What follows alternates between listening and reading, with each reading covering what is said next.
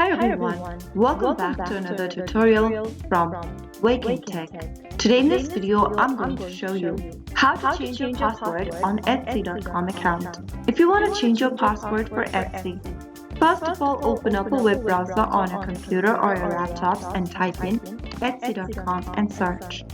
From the home page of Etsy, make sure that you're logged in and tap on the profile icon at the top right corner.